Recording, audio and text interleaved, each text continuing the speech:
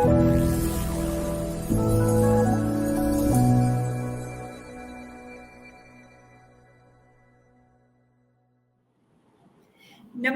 good morning, good evening, good afternoon to all of the viewers of BharatTV. I welcome you to today's show. We have a very exciting news format show today for you. We are going to be talking to a very, very renowned expert. He's a well-known military strategist. He's a known logistics supply chain expert, and he has a huge biography of achievements. I'm not going to go into all of that. We have very short time with him today. Let's dive right into the questions.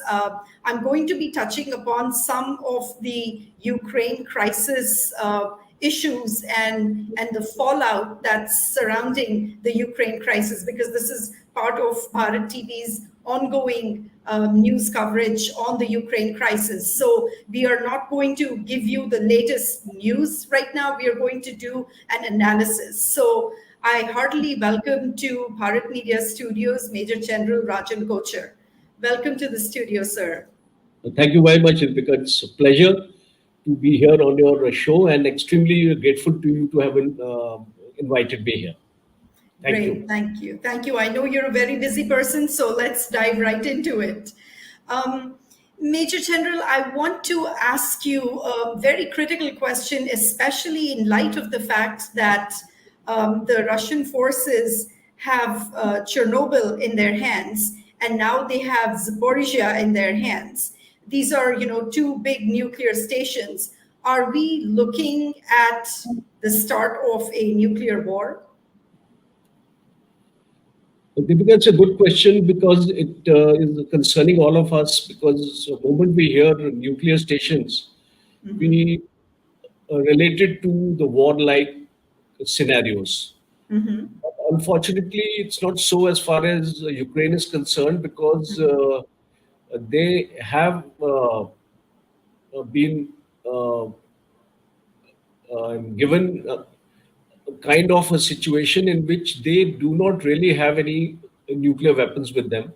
Correct. These nuclear reactors basically are meant for power generation, for the generation of electricity, and almost 40 to 50% of the electricity requirements of Ukraine are met through these stations. Now, as far as the nuclear war scenario is concerned, this has been a reality, because there are a large number of countries today who have nuclear arsenals with them. Correct. And they normally keep these arsenals with them basically for deterrence, because that is a factor when two nations who are not on par with each other, where there is a disparity in their strength Correct. of the military, then nuclear capability acts like a deterrence, as in the case of India and Pakistan. The Pakistan army is much less in number than the Indian army, and therefore this nuclear factor weighs on the mind of the Indian military strategists whenever they plan an operation. Right. Now, coming back to the Russians, as of 2022, this present year, Federation of American Scientists estimates that Russia possesses 5,977 nuclear weapons, while the United States has got 5,428. And Russia and the United States each have 1,600 active deployed strategic nuclear warheads.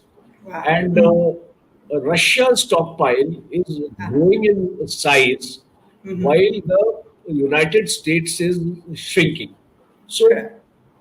this brings us to one very important conclusion Mm-hmm. that Russia has the capability, it Correct. has the intent, and whenever Putin will decide to use the nuclear option, he Correct. can do it. Mm-hmm. But under the present circumstances, when we talk of a nuclear war, Uh-huh. I do not think this scenario is predominantly getting played in this present war, Uh-huh. because it will only happen in case NATO intervenes in Mm-hmm. Ukraine. Correct. Mm-hmm. As long as NATO or any external force Mm-hmm. stays away from Ukraine, Right. there'll be no chance of a nuclear war. Mm-hmm. But assuming Mm-hmm. where the NATO and Russia get directly involved, and Correct. there is a direct confrontation, Mm-hmm. and there are strikes in Russia, Mm-hmm. they carry out either an aerial strike or a missile strike Uh-huh. in the hinterlands in Russia. Uh-huh. Kremlin may use its nuclear arsenal at that point of time, but Uh-huh. under the present circumstances, it Mm-hmm. is highly unlikely. Mm-hmm. What is the scenario in which you feel that NATO might enter in the fray? Right now, they've stayed, out of the borders of Ukraine, obviously. What might be a tipping point for NATO, you think? Uh, a very interesting question. I mean, one can't have the capability of an astrologer to predict the It's future, it's but, conjecture at this point for but sure. certainly we can make our assumptions.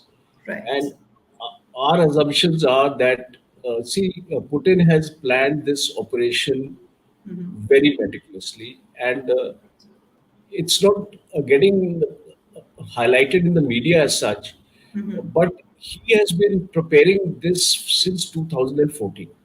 True. He True. has built up his gold reserves because Uh-huh. he knew that sanctions will come, Correct. and he has reduced his dependence on foreign banks, True. and so he has done his preparation. Mm-hmm. And today NATO as a body is also divided. Mm-hmm. uh, there are some countries in NATO who do not want, who do not want to enter this war, Mm-hmm. and Correct. Germany is one of them. Mm-hmm. And many of these European countries, Mm-hmm. they really don't have very great military capability, and Correct. that is why they Mm-hmm. are in this US-led NATO alliance. Uh-huh. And I have a very interesting view on this. Uh-huh. Uh, Post uh, World War, Uh-huh. Cold War, Uh-huh. uh, the Warsaw Pact countries disintegrated Mm-hmm. and dismantled themselves Mm-hmm. from that pact. Correct. But NATO didn't do that. Right. You see, today's scenario of geopolitics, Uh-huh. is there a requirement to have an alliance like a NATO? Uh-huh. And you do not have any other alliance to counter them. Right. True. So I personally see, this is my personal opinion. I Uh-huh. have tried to read all these implications as much as I can, Uh-huh. and I don't feel there is any relevance of NATO in today's geopolitical context, and Mm-hmm. that is the reason Mm-hmm. NATO is not going to enter into this war, Uh-huh. because because what gains will NATO get by entering this war? Uh, they will be subjected to a nuclear strike by the Russians. They Correct. also know it. And if Mm-hmm. you would have heard the statement of Putin a couple of Correct. days back, he has Uh-huh. made it very, very clear that Mm-hmm. any of the NATO countries, if it attempts to join this conflict Right. in putting boots on the ground, Uh-huh. he will carry out a nuke attack on these countries.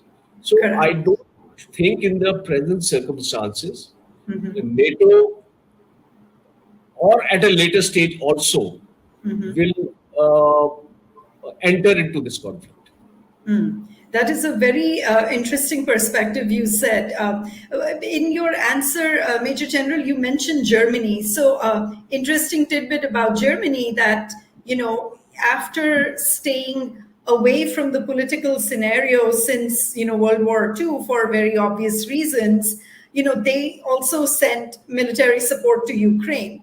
So that seems like an interesting 180-degree turn where they are changing their policy as as time demands. So even they are kind of entering a little bit, a little slowly, but they also at least put a stake in the ground. Yes, absolutely. Yeah, Major General, let's talk about sanctions. Let's talk about sanctions for a second. So, they obviously, passed resolutions. United States, United Nations Security Council. They're going to do an emergency meeting again tomorrow. Um, Tell us a little bit about. How far do you think the sanctions have been successful currently? You mentioned before that Putin has been planning and has been anticipating the sanctions, so he is prepared for that. He has China as the backup. Tell us a little bit about what have the sanctions done so far, and do you think that sanctions are going to help in the long term, and what the impact is going to be? Yes, it's a very relevant question because everybody seems to be putting this on the back burner as of now because the conflict is on and the focus is on the conflict. Sanctions you see, there are two schools of thought. Uh-huh. One school of thought says that uh, after 2014, uh, when Putin annexed Crimea, sanctions were put on Russia at that point of time also. Correct. And we have also seen sanctions being put on Iran. True. It really has not caused much dent in their economy.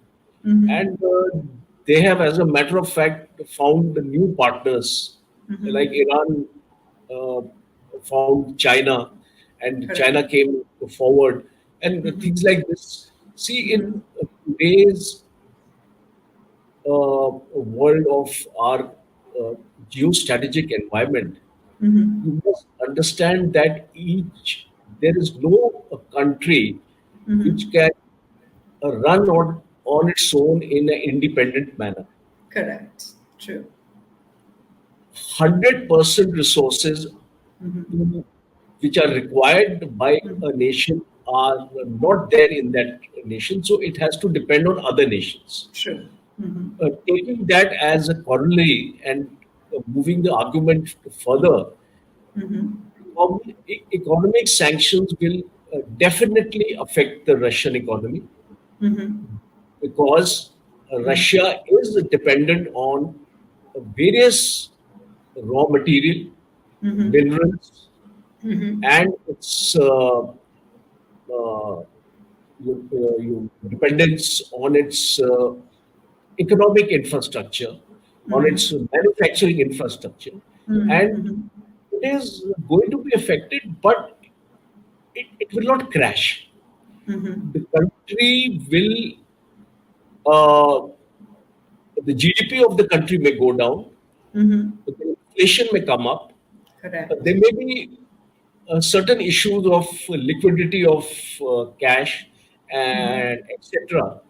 But it is not going to have a great punitive effect on Russia because right now the United States is focusing on this uh, narrative that we will ensure that with these economic sanctions we will finish Russia. For Correct. example, I will tell you, uh, Russia and India have the finance of relations. True. We are dependent on Russia for a great number of things. True. Russian defense hardware is there in our armed forces. The Correct. spares, the ammunition, the etc. Everything is there. Mm-hmm. Do we mean to say that this will stop? True. Will India be coerced in not dealing with Russia? I'll come to this aspect slightly later. Uh-huh. But I'm just trying to bring this here to support my argument as far as the sanctions are concerned. Uh-huh. Oh, yes, the banking system, Uh-huh. you have been able to effectively True. block the assets of the Russians. Uh-huh. And these always, I always feel these sanctions have a two-way effect. Uh-huh. If you have sanctions on Russia, and if Uh-huh. Germany's energy requirements are not met, and if Correct. the Europe energy requirements are not met, if the gas is not made available, Mm-hmm. how are they going to survive their winters? And Exactly. so all these aspects are interrelated with each other, and I am not of that school of thought that sanctions can compel a person to change his decision Uh-huh. of this nature which Uh-huh. Putin has taken, and True. at the most, I feel Uh-huh. it can be a deterrent. Uh-huh. True, true.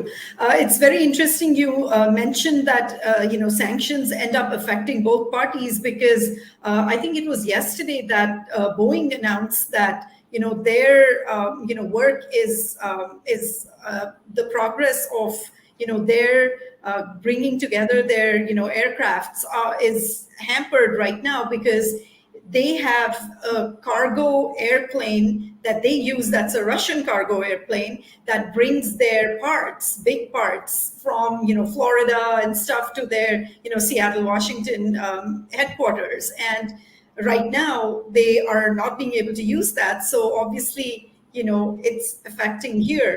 The tech industry is being impacted because there are so many technology related tasks that are that have been outsourced to Ukraine. So outside of the sanctions, I think in a war, all parties do get impacted negatively. It's not just one or the other.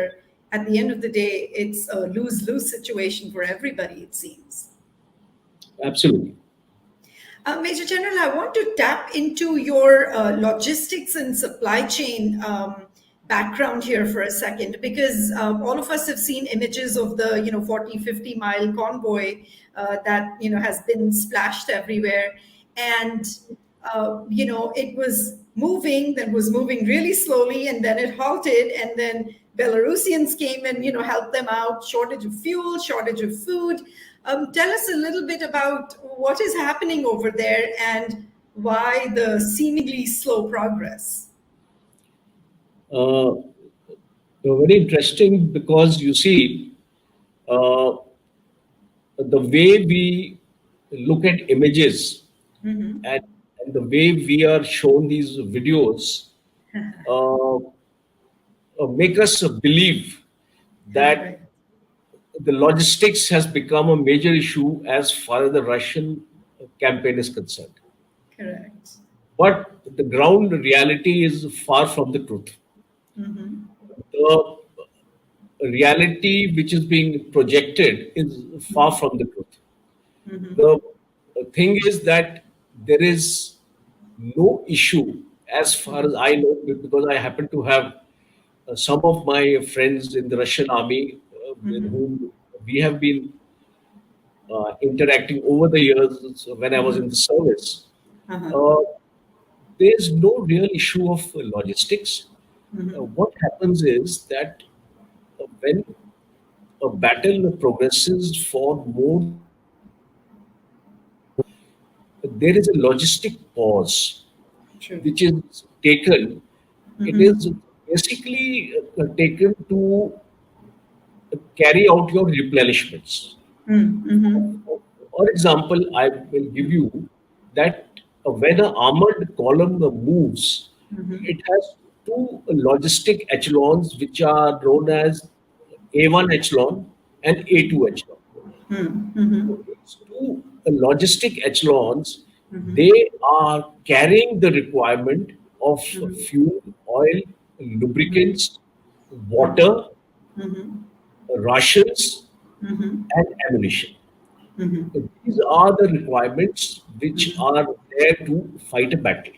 Uh-huh. Correct. Now, these requirements are being carried with a proper planning, which the Russians would have done, that this conflict is going to take a minimum of 15 to 20 days. So, in our logistic parlance, we term it as self containment. Ah. That means every army, when it goes for war, it is supposed to be self-contained for a period of 30 days. Because that is our planning figure, and uh, basically all armies in the world use similar kind of concepts. So, 30 days requirements are planned to be moved along with our uh, assaulting echelons.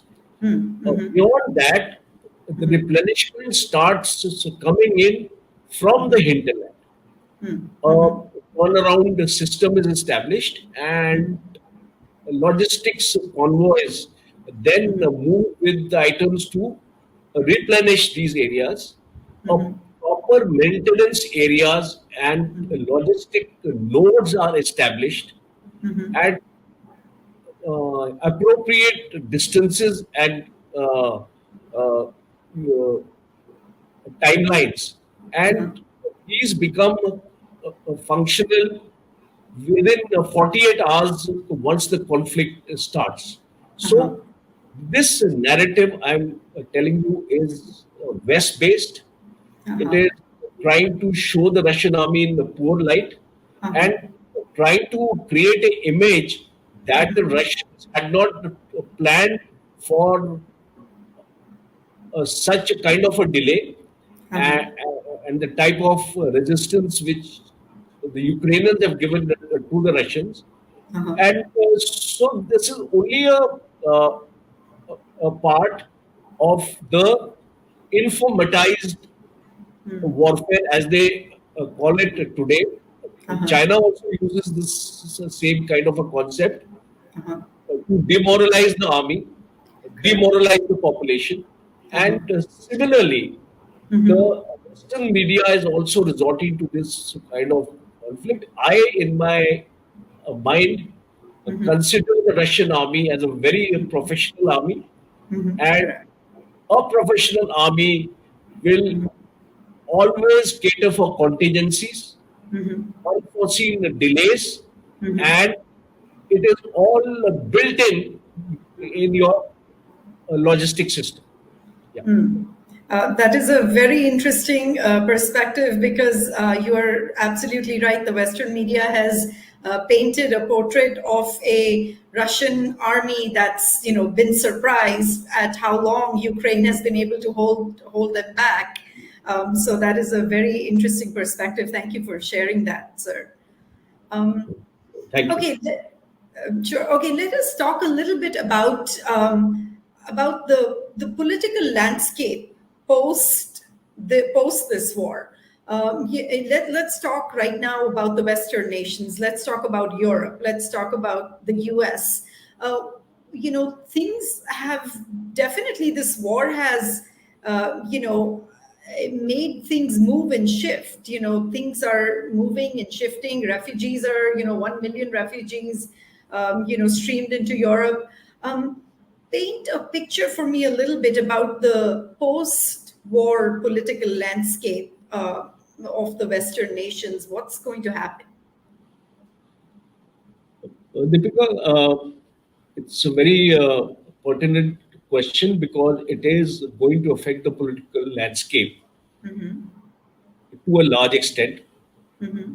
Uh, Basically, this political landscape is going to impact Europe more than anybody else. True, true, The absolutely. reasons are the reasons are most of the countries which are located here are dependent upon Russia for their energy requirements Correct. and are located close to Ukraine.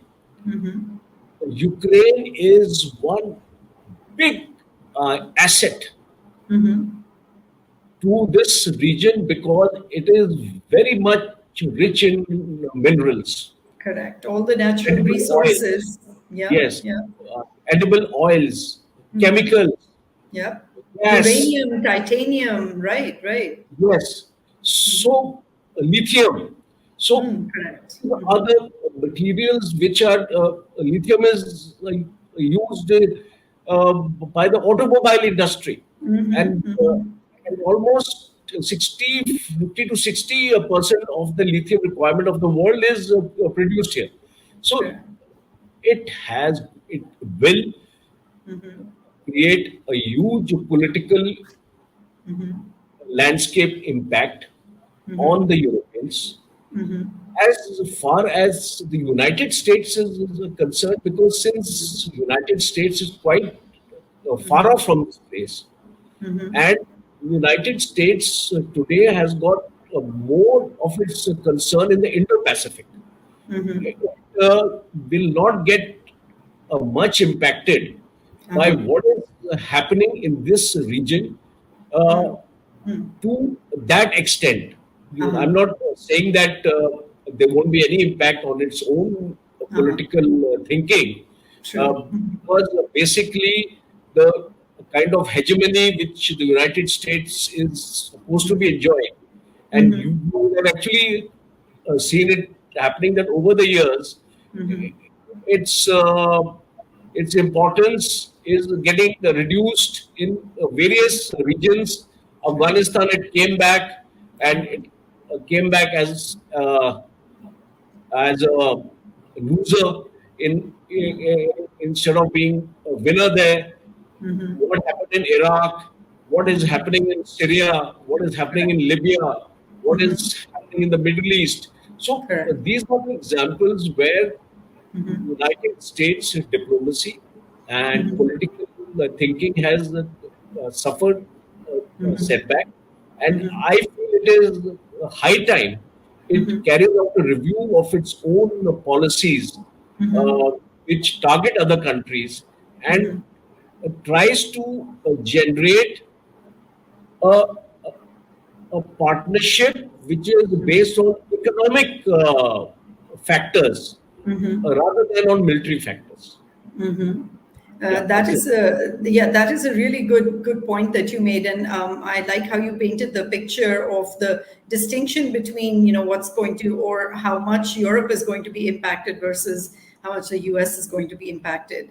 Thank you, sir. We were talking a little bit before about the impacts to both sides of a clash. So let's talk a little bit about the tech industry. And the numbers are coming out that there are a lot of employees from companies like Apple and Ubisoft, and a lot of tech companies that had workers in the Ukraine, about 250,000 or so. Um, a lot of the companies are working with the government to try to extract their people, of course, but the problem still remains that there is a hiccup.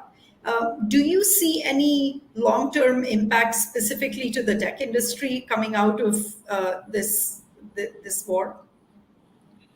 Uh, I think not many forums have raised this kind of a question, but it's a very interesting one.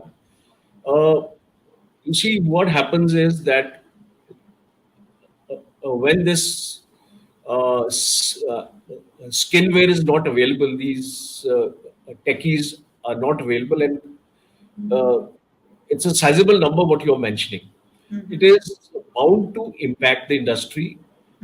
But see, there is a resilience built in all these tech industries. There are alternatives which are available, and, and this coding industry, for example, is not dependent on Ukraine only. You will True. have people coming from other countries also. There may be temporary ripples. Yes, I totally agree with you that a temporary effect will be there, but very soon, in a short period of time, these tech companies will find alternatives and they will move on. Yeah. Okay, that's a very sage perspective. Thank you for sharing that, sir. Let's switch tracks a little bit now. Let's talk about India. What what do you feel are the pros and cons of the stand that India has taken? We all know that they abstained in the United Nations from voting.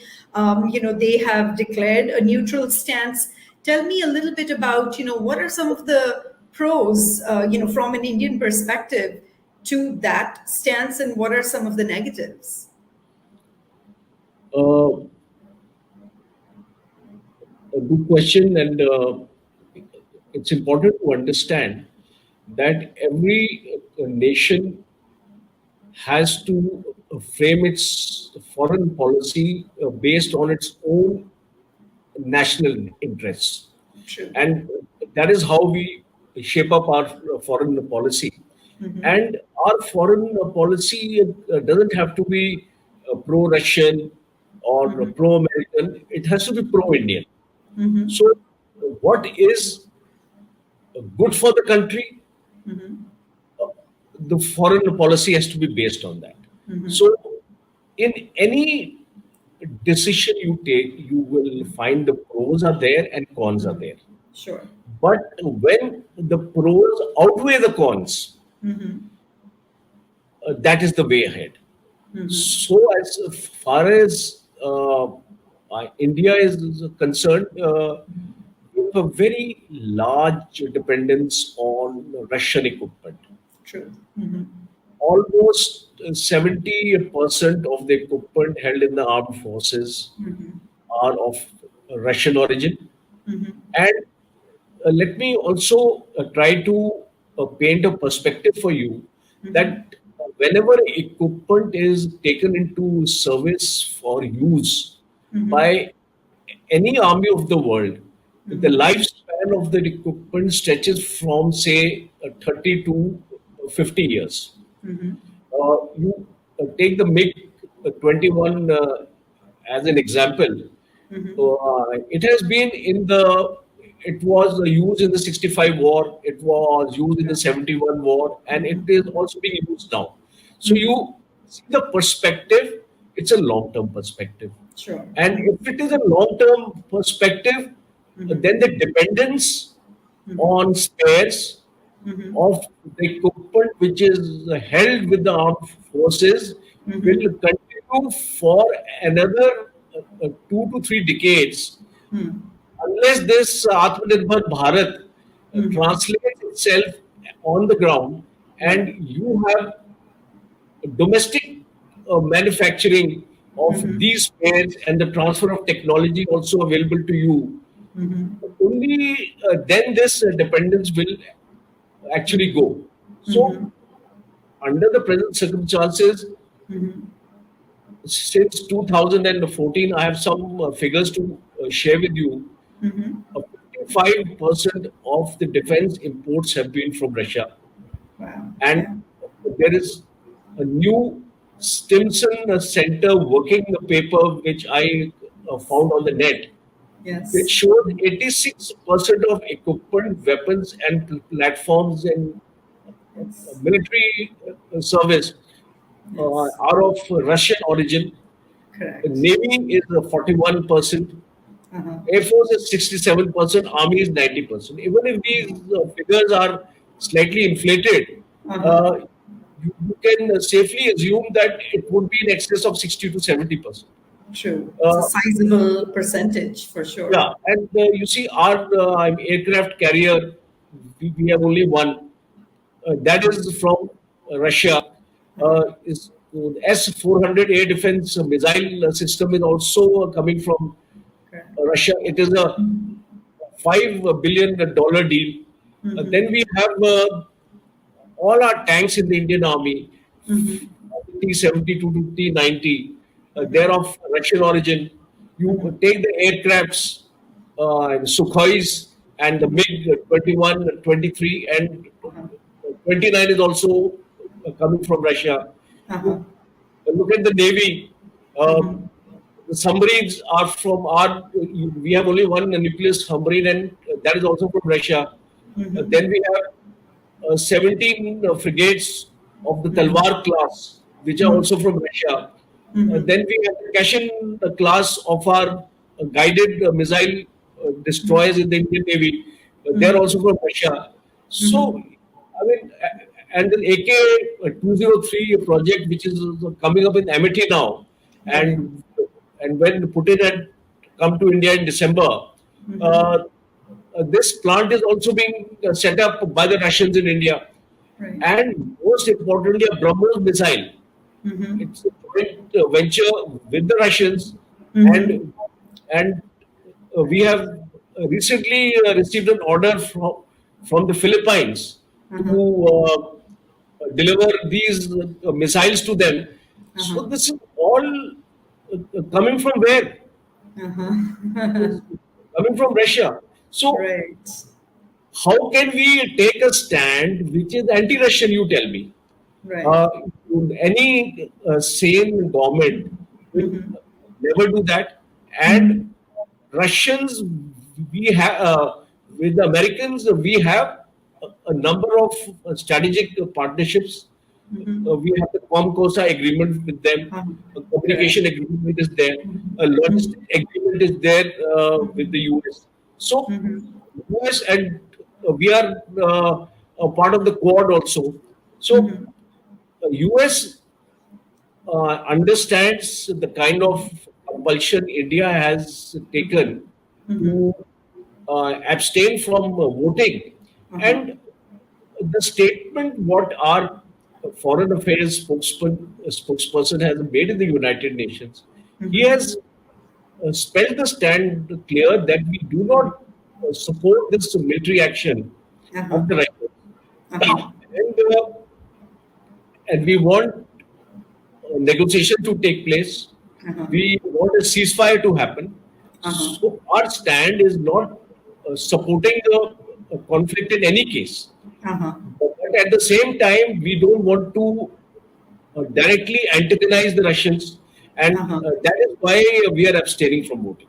And you're absolutely correct. I think India has a responsibility to its own nation to protect its own interests. So Yes, absolutely. obviously they will vote or abstain depending on what's best for them. Meenakshi always uh, also see from this another perspective that China is standing with 50,000 to 70,000 people on our borders. Correct. And if all of a sudden your military support is cut off from the Correct. Russians, how do you expect us to fight them? Correct. That is also Correct. in.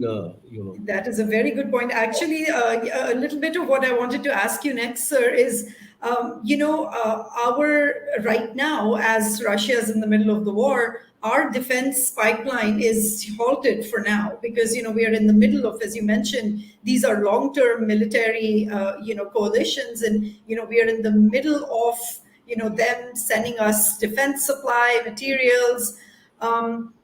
Do you think that this halting or a little pause is going to mean a security threat to India? Are China and Pakistan going to, you feel, take advantage of this opportunity? Uh, I think yesterday only I read the statement of our A chief, and he categorically made a statement that this disruption of the supply chain is not going to affect Indian preparedness of the Indian armed forces because it's only a temporary one. and we right now have those number of spares and support is there within our country to sustain that period till such time the supply chain normalizes. You see, when a war is on, we don't expect Russians to supply us the items the Correct. Russian army is fighting there. So, Correct. but once this situation will stabilize, the war will get over, the supply chain will start automatically. And you may block the SWIFT system of payments, but they're already available. Yeah, Yes, they have the yes, SIP system from yeah, China as yeah, backup. yeah, everything is available. So we are not worried on that account. And China and Pakistan, as you rightly said, are very closely watching the kind of stand we are taking with the Russians and the kind of response we are getting from the Americans. So there's a work in progress. It's an aspect which is being closely monitored by them. We are also monitoring the Pakistanis and the Chinese with our own surveillance systems. We have US satellites which give us the information because we have a communication agreement with them. We have our own system of drones, etc., our own systems of sensors. So Correct. we are also watching the situation, and things will happen as the way we see it. In case China tries to make a move, it's prepared. Yeah, yeah. I'm going to take a little tangent here, because you mentioned, since we're talking about China. Um, so, ex-President Donald Trump said to Fox News earlier today that he feels that we need to watch China right now because it's very likely that they're going to attack Taiwan. Do you think that that's a likely possibility? Is that, something that's a real fear, or is it just something that's, a lot of just showboating right now? I just want to ask you something that do the Americans take Trump uh, seriously? Huh? Uh, because you are there in that country, so I don't know that how serious a statement which Trump makes, but nonetheless, you can't predict the behavior of the Chinese. Uh-huh. Uh, True. we have not been able to understand them, True. and we have suffered now what has happened in Ladakh. True. So no one at this stage can rule out the possibility of Chinese taking this opportunity to launch an attack on Taiwan. That possibility is there. I have also analyzed and also I have read uh, uh, deliberations on a template of Ukraine being applied on Taiwan. And Correct. will it embolden China to take on Taiwan, thinking that none of the world powers are going to get involved in this conflict? Right. Because this is what has happened in Ukraine. So Correct. let us not get carried away by this. Ukraine and Taiwan are two totally different scenarios. Correct. Ukraine is not a member of NATO, so these countries are not duty bound to come and fight Correct. alongside. Taiwan has a security agreement and arrangement and a treaty with the Uh-huh. United States, and says that in case Taiwan is attacked, it would be deemed as an attack on the United States. Uh-huh. So, and United States presence is already there in Taiwan. They have their own military base inside. They have their own people there who are training the Taiwanese armies and all these things. So these two situations are not the same. And secondly, one important advantage that Taiwan enjoys is that it is the hub of semiconductor chips being Correct. manufactured in the entire world. So Mm-hmm. Mm-hmm. almost 65% of the requirement of these chips are being manufactured in Taiwan. So Mm-hmm. obviously, uh, the other parts of the world will get affected in case China takes over Taiwan, and that is why this alliance has been formed between France, Japan, Mm-hmm. and Great Britain Correct. uh, in the Indo-Pacific Uh-huh. to ensure that Chinese presence and Chinese domination is diluted. So Uh-huh. today you have three aircraft carriers of the Mm-hmm. United States in the Indo-Pacific. You Mm-hmm. have uh, freedom of navigation Uh-huh. drills taking place in the South China Sea. So Mm-hmm. we are seeing this kind of proactive stance of the United States and Mm-hmm. their allies. So I do not think that under the present circumstances, Uh-huh. the probability of a Chinese attack on Taiwan is very high. It's not uh, high risk. It's not Mm-hmm. presently in the region of high risk. But Uh-huh. definitely, I would end my statement by saying that no one can trust the Chinese. Very well said. Thank you so much for that, sir. Let's turn our attention a little bit towards the humanitarian aspect of this war. So we've seen in the last 1 week, 1 million Ukrainian refugees have left the country. Um, Talk to me a little bit about the long-term impact to the West, to the U.S. as well as to Europe, with with so many refugees going in, and right now, because the pro-Ukraine sentiment is very active and very high and very alive, in social media as well as in general in the media, especially in the Western media. Um, how so what happens right now these refugees are being welcomed with open arms. What happens weeks and months and years from now, where countries, European countries that are already reeling under the COVID crisis, and economies are weak. What is going to happen? They're going to absorb these people, but now they are here to stay. So what happens?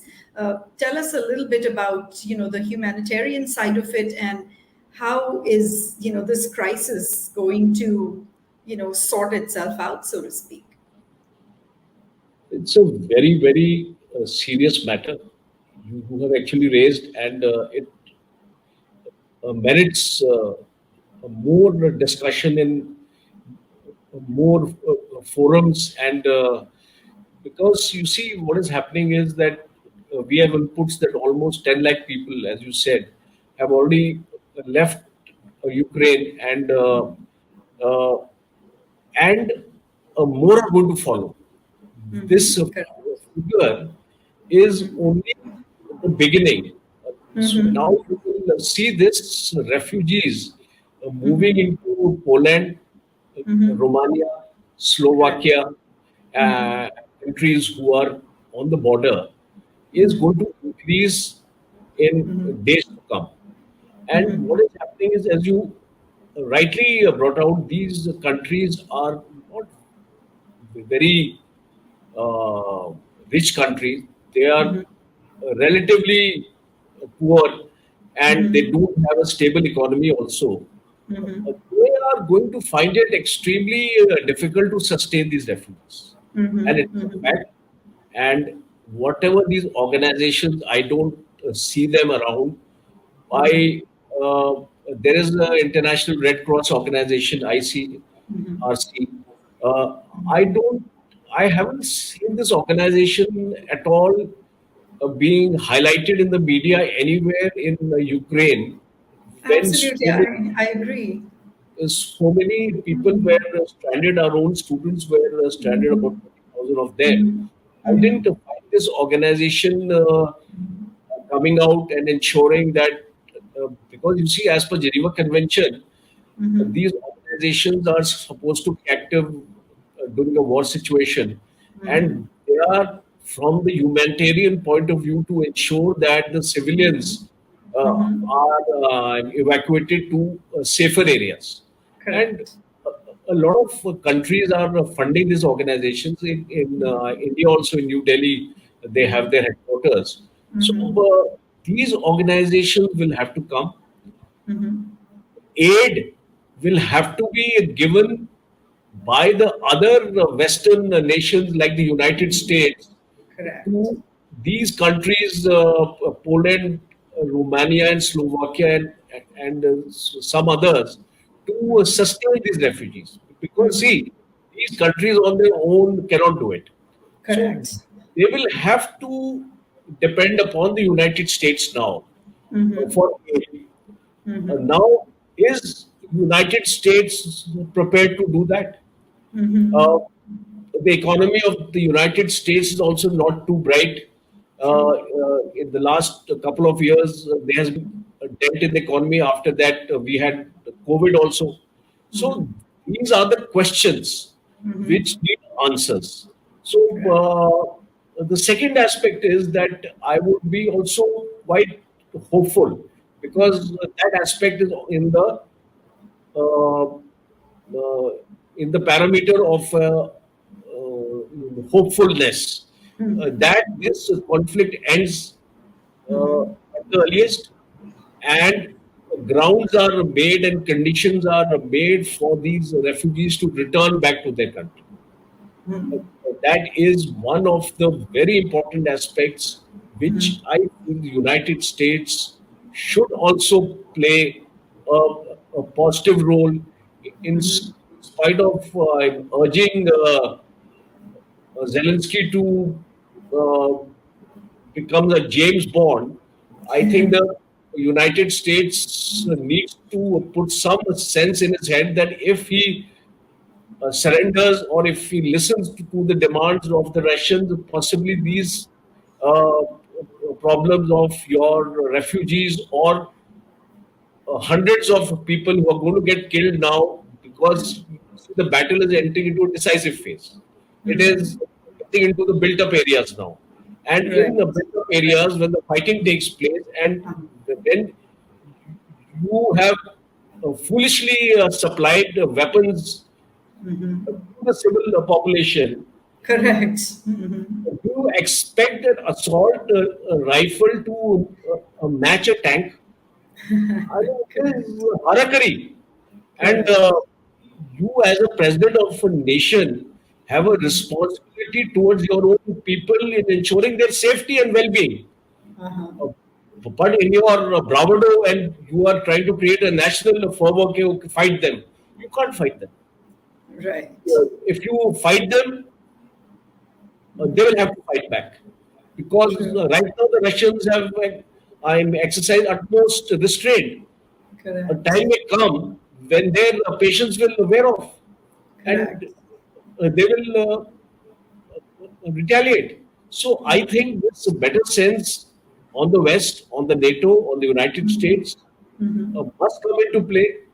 The refugee issue must be addressed, and conditions must be made conducive for these refugees to return back to their country.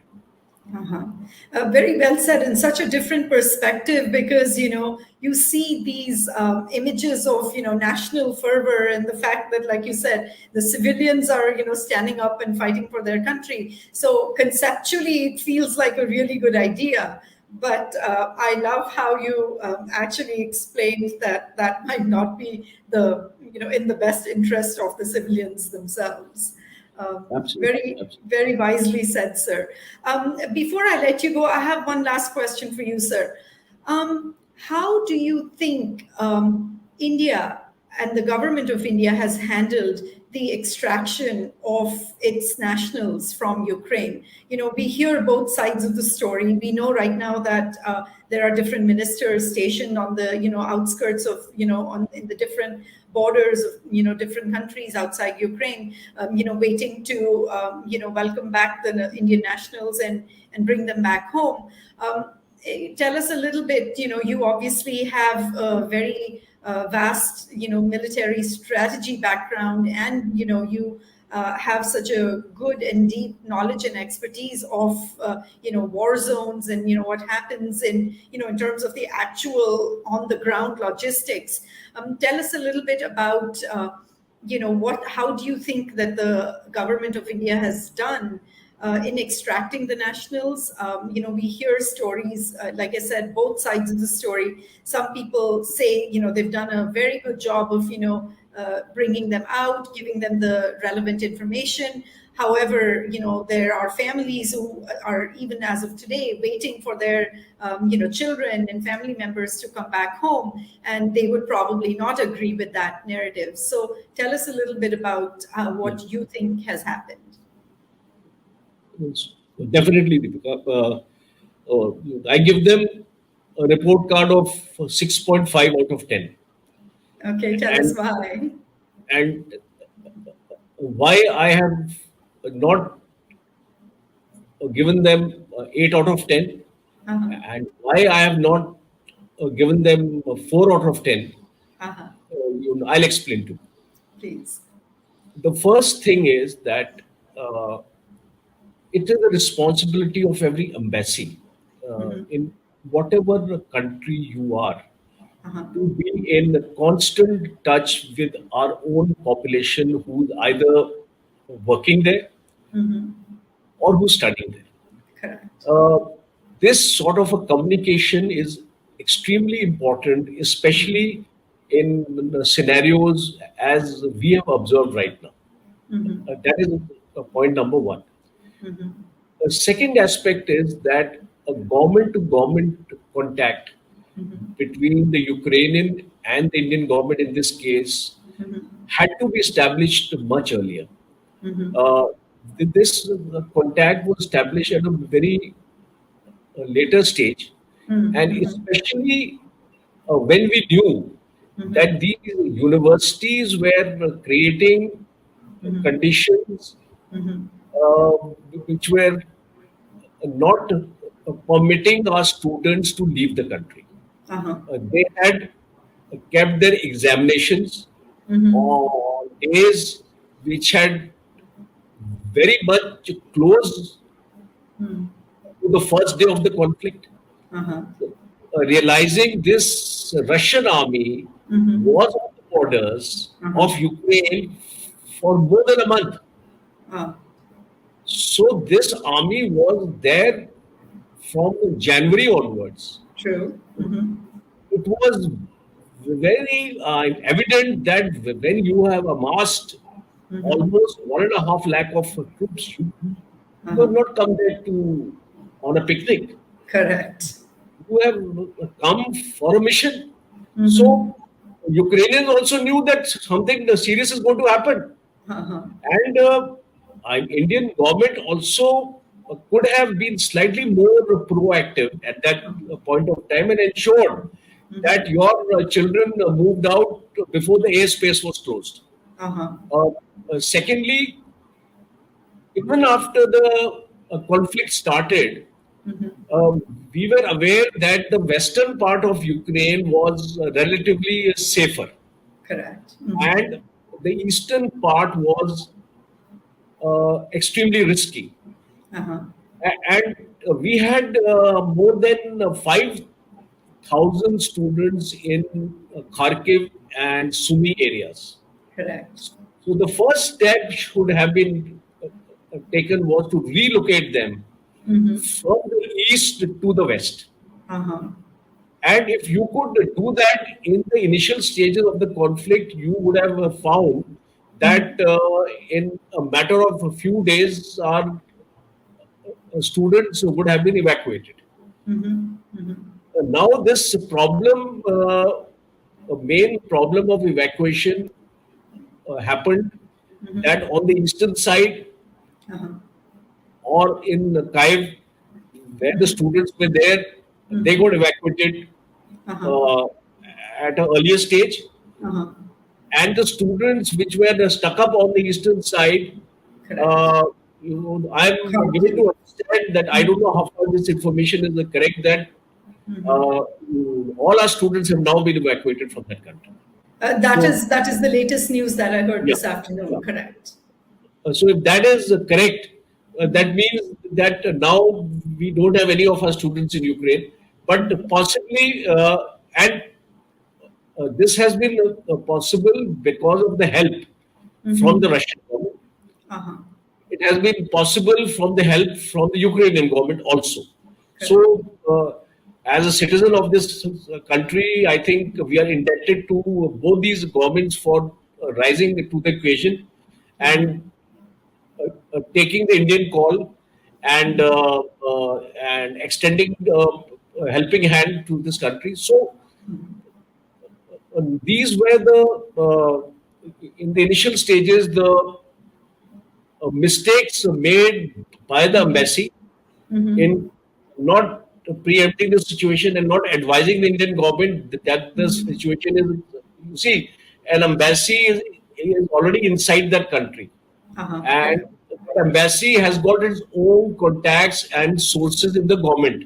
It's Exactly. being paid for that job. It's a paid job. They Right. are collecting intelligence on behalf of our own government. Correct. So they could have been slightly more proactive in ensuring that these students actually moved on to the western part of the country. Uh-huh. And that is why I have given them 6.5. Uh-huh. But at the end of the day, I must compliment the government for a very fine job. Four ministers also moved there to True. ensure that there were no impediments into the government to government negotiations happening with Poland, Slovakia, Hungary, and all these countries. Correct. So at the end of the day, all's well that ends well, they say. So I think I'm quite happy with that. True.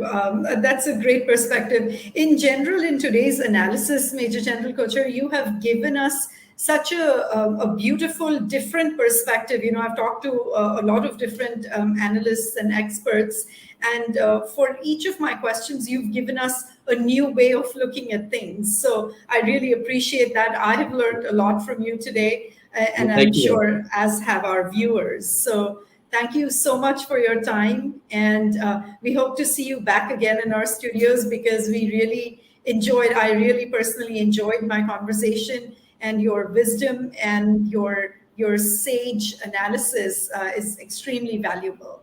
So thank you much. so Thank much, you, sir. Deepika. In the end, I would like to thank you for the way you have articulated the program, the thought process, the selection of the questions, because each and every aspect which you have covered in this program merits attention of the major superpowers of this world. If you want peace in the world, this is not the way to go about it. And I think earlier they realize this, the better for humanity. Thank you very True. much. Jai Thank Hind. you so much, sir. War is never an option. I agree with you. Namaskar and Jai Hind. Thank you to our Thank you very viewers much. today.